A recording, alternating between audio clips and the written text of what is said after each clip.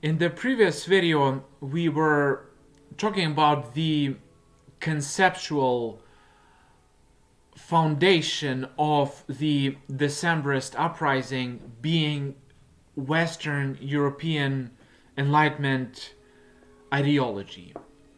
Alright, so as we said, Napoleon invaded Russia and he lost. And, many Russian soldiers went to the West and they got to see the West. They kind of got to see, Western democracy, Republican government, and, that's what got them thinking about this revolution in the first place. So, ideas like this, like this famous picture. By the way, a lot of you may not know, but, this lady was actually a prostitute, like in real life. But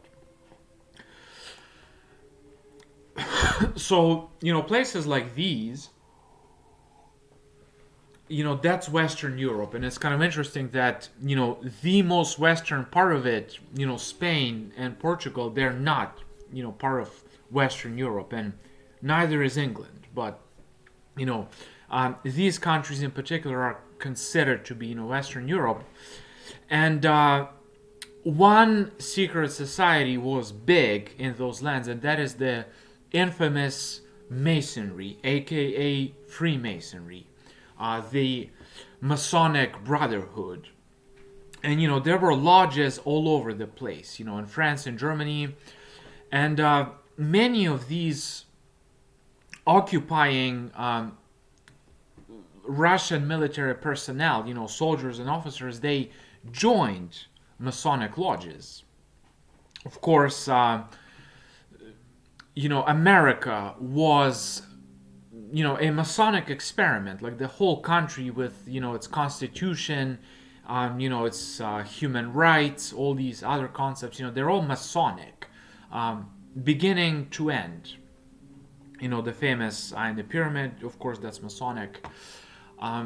So, these ideas were big in those days and in that place, in Western Europe to be in particular. So, of course, Masons, they have their great, rituals, all these aprons and necklaces and, books, and it's really, really pretty. And, they have these really, a lot of their ideas are, pretty controversial, and, some of them are radical. And, kind of Masonry is a part of, the Enlightenment, okay? It's, part of this Enlightenment ideology to a great extent. And we'll get back to this in the next video.